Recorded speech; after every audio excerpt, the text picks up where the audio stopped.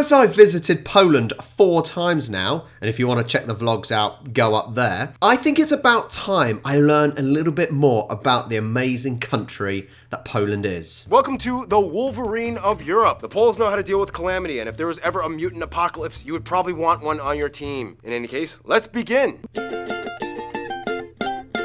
How to piss off a Polish person 101. Oh man, I just visited Poland. I sure loved that Eastern European country. It's Central European! Yeah, they don't like being called Eastern Europe, even though, I mean, come on, they're kind of more on the eastern side of the country. Okay, I'm going to keep that map up. Hang on. Oh, there you go. Now, to be fair, I don't know if how true this is. If you're watching this and you're Polish, how offended would you be if someone said Eastern Europe? Because, to be honest, I say Eastern Europe. Because, look, we're in the UK. I would say Central Europe is sort of Germany, that sort of area. Italy is central. But I would actually say Poland is Eastern. Because when I think of Russia, I don't think of it as long as it is. And so I think Poland has a lot of characteristics to the other Eastern European countries. So that's why I think you probably associate it with more Eastern European. So I don't know if that is an offensive thing to you guys, but please do let me know. I will never do it again if it is offensive. I'll try not to anyway. The continent, and it's okay, Central European, Central. The country is located in Central Europe and bordered by 7 other countries. Keep in mind this little guy right here is a detached exclave of Russia called Kaliningrad. Speaking of which, we already mentioned this in the Germany episode, but Poland shares an island called Usedom, or Uznam, with Germany in this lagoon. The borders follow some natural boundaries like rivers and mountains, however most of them were agreed upon after war times. The country is divided into 16 voivodeships, or provinces, the capital and largest city of the country, Warsaw, in the center. It also holds the busiest airport, Warsaw International. From there, the second largest city is Krakow, known as the medieval capital down south. And that is the city I've been to 4 times. Charlie, my wife, has been to twice. We absolutely love Krakow. It is such a beautiful city where you can experience so much in one place, whether it is the architecture, the history, the culture. It used to be cheap drinks and alcohol and food, less so now. The beautiful people. It's an amazing place.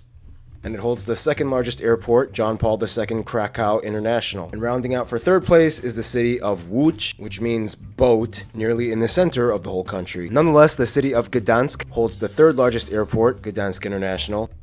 And Gdansk is where Charlie went to in December 2022 for a Christmas market, and she thought it was incredible and beautiful.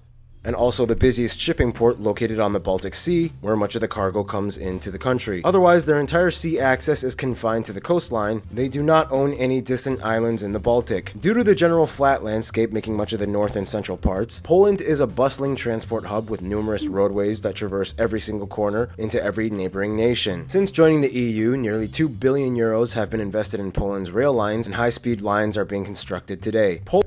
I suppose Poland needs the good traffic routes, the road network, and it needs the high-speed railway because it's got so many countries around it. It's not, I think, it wouldn't necessarily be for the Polish people, although obviously they need high-speed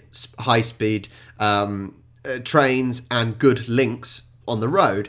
But it's those countries around. If you're going to go from, say, Ukraine over to Germany or whatnot, you need access to go straight through rather than having to go all the way around. So I think that's partly to benefit other countries. Poland doesn't have any autonomous areas, but if we had to discuss historical and cultural regions, many people may just refer to this general area as Masuria, sometimes even historical Prussia. This general area is Pomerania. That's right, same as the dog, which is where it comes from. And the coastal area is Kashubia, where the Kashubians are mostly found. There's Greater Poland, Lesser Poland, which at the very border has Ruthenia or Red Ruthenia. Parts of the south are considered Silesia, which are inhabited by peoples that have their own distinct culture apart from the Polish. It's all kind of of confusing, and we'll talk more about it later. One thing you have to understand is that historically, Poland had a lot of different types of administrative divisions, and much of it was shaped by war. Sometimes they had more land, other times they had less, and for 123 years they kind of disappeared altogether. Here's Prussia. Austria. Well, actually, they almost completely disappeared. I mean, Krakow was technically a free city-state for about 30 years. And keep in mind, we mentioned this in the Lithuania episode, but if you want to be incredibly technical, historically, the Polish-Lithuanian Commonwealth had some colonies. Way back yeehaw, when they thought one island in the Gambia, as well as Trinidad and Tobago, would be good overseas investments, making them the only sites that the Polish had colonized outside of Europe. Then what happened? In the end, it was too hard for them to manage, and they sold them off. The end. So anyway, here are some places of interest you guys, the Polish geography, suggested we mention in this episode. They have quite a few UNESCO heritage sites. A lot of them are like chapels, the Holy Mountain of Gabarka, the painted village of Zalipy, Chopin's Heart, this rock city, the Upside Down House, Kościuszko Mound. Sorry, there's an upside down house. What is going on? That is... Why is there an upside down house? The Carrot House, the world's most narrow house. Tons of cool statues and monuments like these. The world's tallest Pope statue. I'm going to give you a story about the Pope. Now, I'm not a massive fan of the Pope for this reason. When I had my stag do, so before we got married, me and 4 of my friends went to Krakow. Lots of drinking, and it was World Youth Day, so the Pope was in town and there was lots of young people around, and it was in the summer. It was really hot. Anyway, it was time to go home. We got delayed for 3 hours on the runway because of the bad weather, and then the Pope decided, oh actually no, I want to leave, so we then had to wait for the Pope before we could go. That was a long delay. Pope, you're a bad man for that. Get in the queue. But looking at the, for example, talking about all the statues, that is what is so incredible about Poland. It's got so much history because of, let's be honest, all the wars and all the different nations that have made up Poland. It's given it such a rich history and culture. As you could see from the different parts of Poland and all the different areas, it just sums up how... well, it sums up the Polish history, doesn't it? Tons of World War II sites, it's kind of what they're known for, with the most famous one probably being the Auschwitz concentration camp. Of course, there are way too many churches like these. This one was where all the former kings were coronated. And of course, there's Warsaw's St. John's Cathedral. There's a bunch of synagogues that actually survived World War II. And there's even a wooden mosque for the Tatar minority in Kruszyniany. There's so many museums and galleries. Here's a bunch of notable ones. And too many castles, but they're very proud of having the world's largest medieval castle in Malbork. Yeah, Poland does not fall short when it comes to sights to see, or things to do, or nature to explore. And that means we move on to the next segment,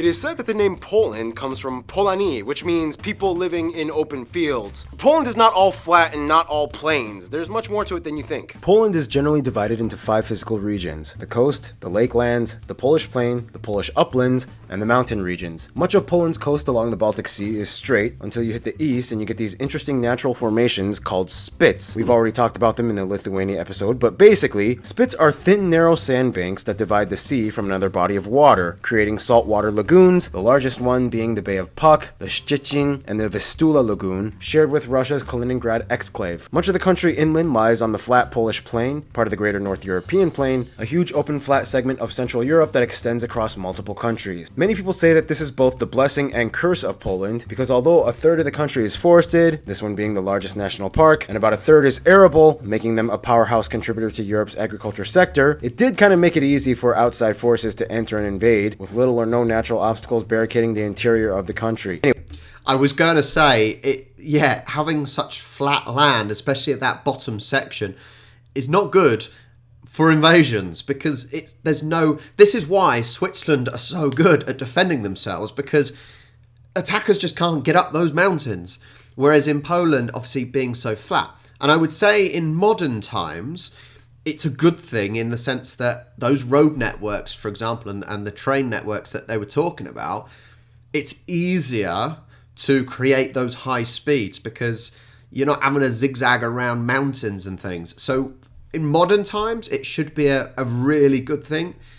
Back when, this seems really stupid to say with what's going on in Ukraine, but in modern times, it should be fine. Maybe it's not, I don't know.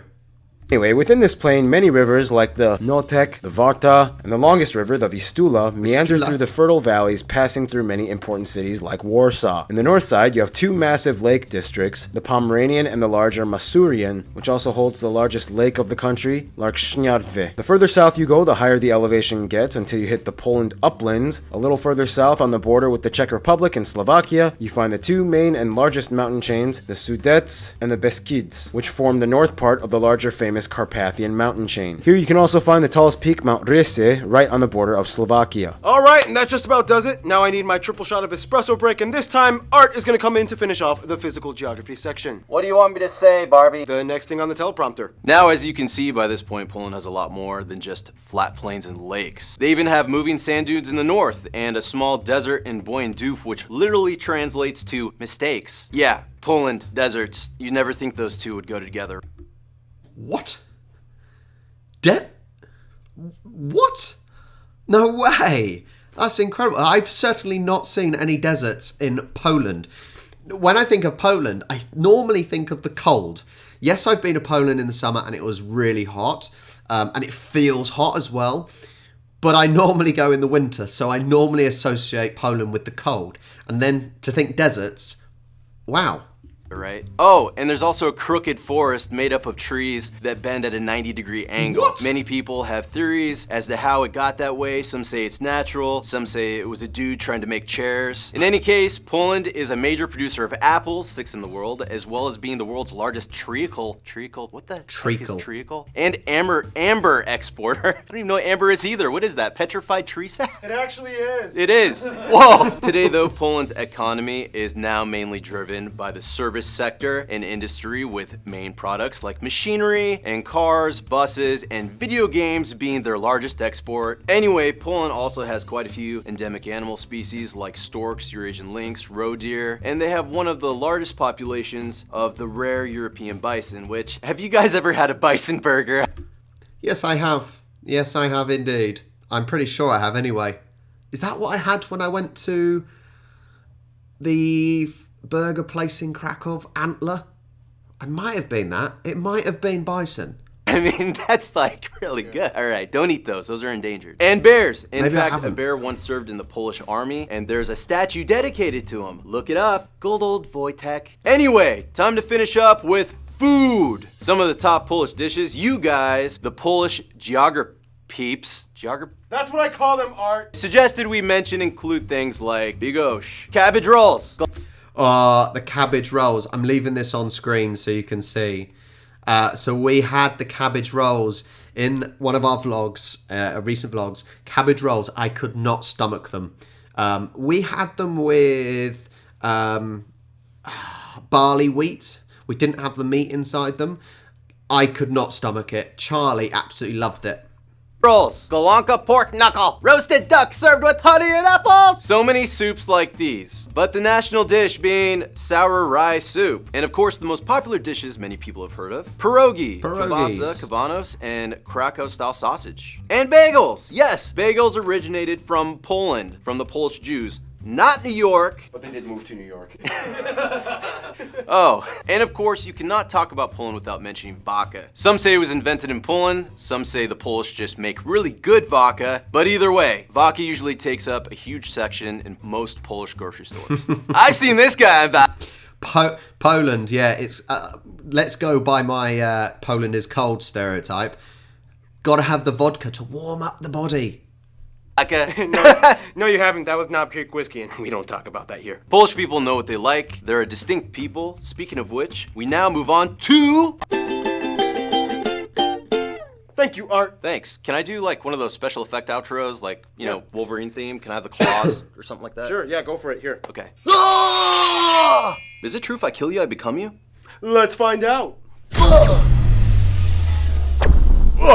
Oh, it does work. Now, some of you guys have told me, in Poland, there's kind of like a word that sums up the Polish mindset. Załatwić. It means something along the lines of accomplishing tasks and taking care of business. Half of everybody in Europe has probably at one point at least encountered a Pole. They're everywhere, working. Polish doctors in Germany, Polish contract workers in London, Polish...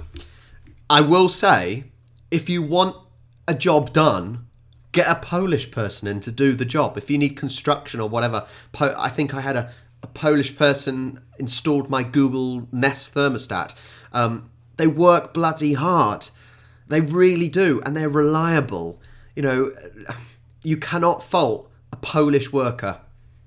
Bus drivers in Iceland. Work is in their blood, and it's a huge part of who they are. The population is about 40 million. However, keep in mind, diaspora-wise, there are about 20 million Poles living abroad, and they are the second largest Slavic group after Russians. The country is incredibly homogenous, with about 96% of the population claiming to be Polish, which is part of the Slavic family group. This makeup is mostly due to the Nazi intervention of World War II and Soviet relocation policies of the 20th century that drastically changed the previously diverse population. The country has few minority groups. However, of the minorities, the largest groups would be the Silesian at about 1.3% and the Kashubians at just under 1%. The rest is mostly made up of other Europeans like Ukrainians, Belarusians, Czechs, and non-Europeans. They use the Polish zloty as their currency, they use the type C, E, and F plug outlets, and they drive on the right side of the road. Now, of course, the main language of Poland is, of course, Polish. Lots of people say Polish is like really hard to learn. For one, they have 7 cases of speech and too many consonants that are smashed all together at once.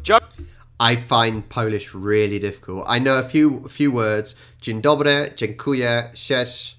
I did try and learn it. I did try to learn like and subscribe. Lajkujcie e subskrybujcie. Whether or not that's right, I can't really remember because it is so difficult to learn. It's the you go from one bit of the word to the next, and it is so quick. And the completely change of sounds, if that explains it, and I just cannot get my tongue to do it. Geography Pavel says the Polish language is basically just spoken Wi-Fi passwords. Here's Conrad with a Polish tongue twister. Chrząszcz brzmi trzcinie w Szczebrzeszynie I Szczebrzeszyn z tego słynie. Sometimes even the Polish people say they have to polish up on their Polish. Otherwise, Poland is kind of a sociological anomaly. Even though they are Slavic, it's kind of like the easternmost extent of Latin influence, which explains why the majority at around 86% identify as either Catholic or, in the very least, nominally Catholic, varying degrees of devotion. I do love that Geography Now is using a lot of pictures of very attractive Polish women, and there are a lot of attractive Polish women. That is accurate. Catholicism plays a huge role in Polish culture. They even have a channel dedicated to the Pope on TV. Politically, Poland is usually a more conservative nation that holds to its roots, and even though they're part of the EU, they usually do not let anyone tell them how they should run things in their own country. It's their home, their rules. It's like, alright, so it's settled. What do you think of this proposal for the Union, guys? I hate it. Now, Poland, you're a key player. We need you to like this. I still hate it. Come on, Poland, don't be stubborn. Oh, really, Germany? You want to come back to Poland again and tell us how to do things around here? Do you remember what happened last time? Oh my. Are you really gonna play this card again? I always will.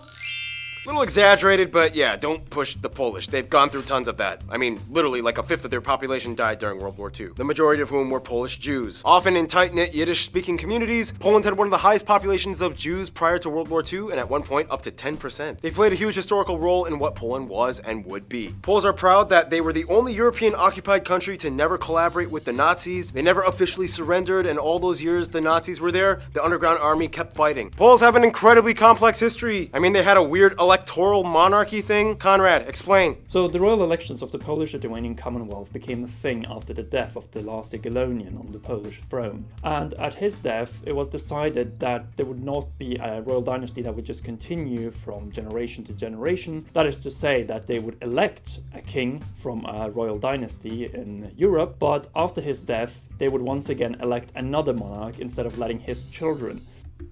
That makes so much more sense. I still don't think you need a monarch in the first place, but how much more sense does that make? Polish people, you bloody legends.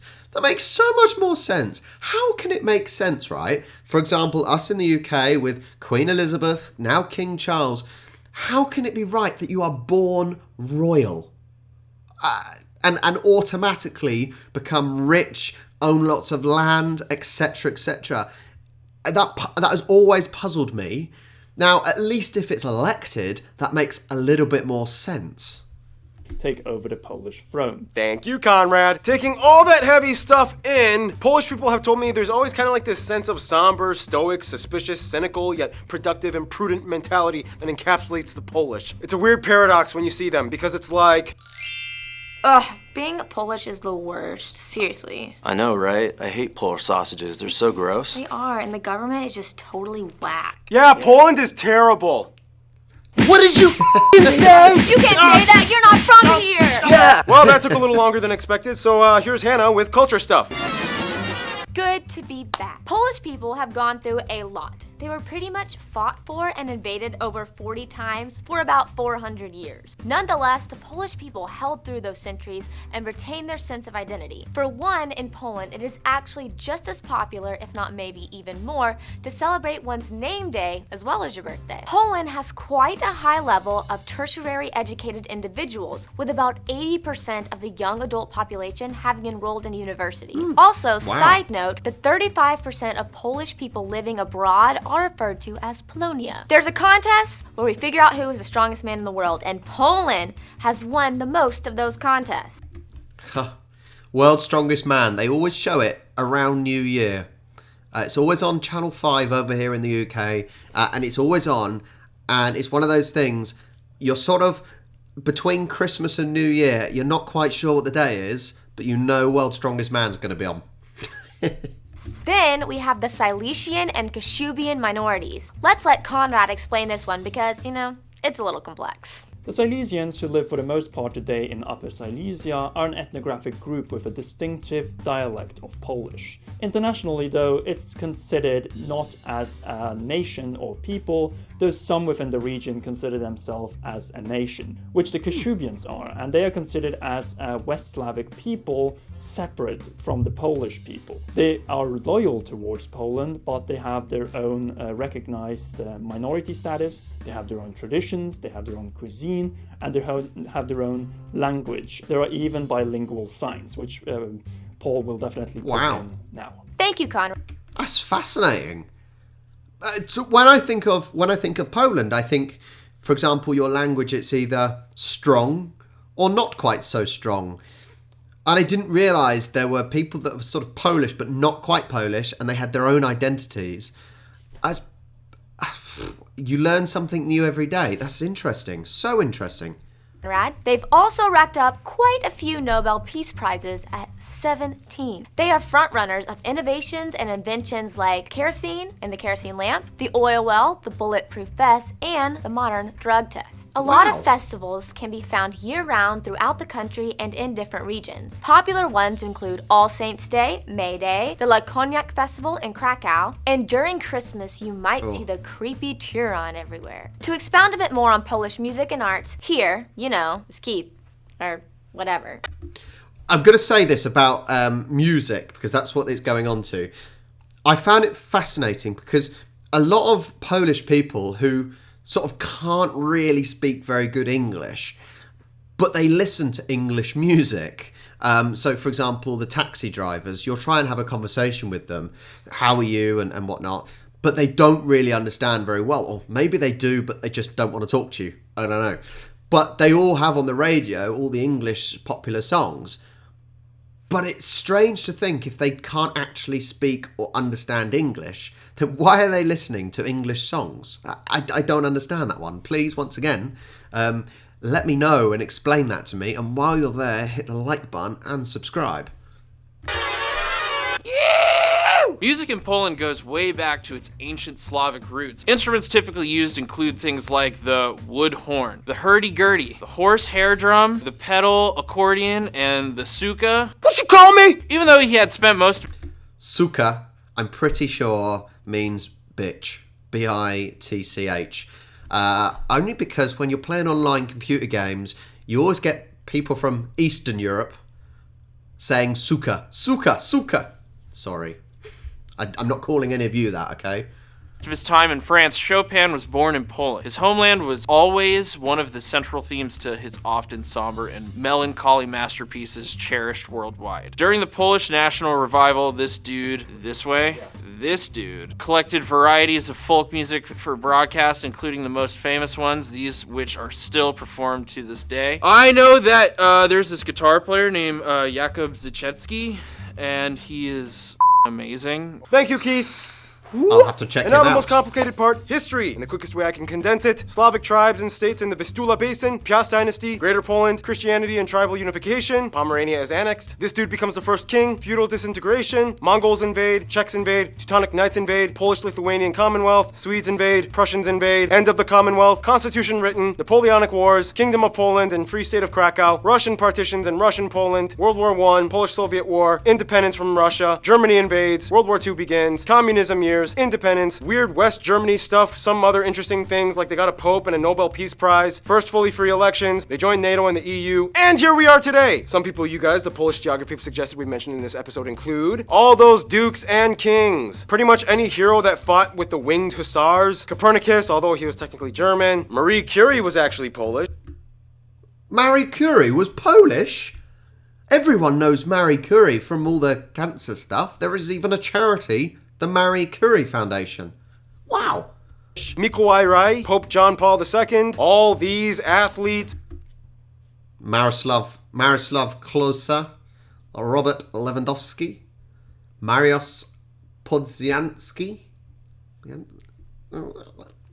these directors, all these artists and musicians, the dude from the movie The Pianist was a real guy, these American revolutionaries, and speaking of Americans, John Krasinski, Kristen Bell, Steve Carell, and Roman Polanski are also part Polish.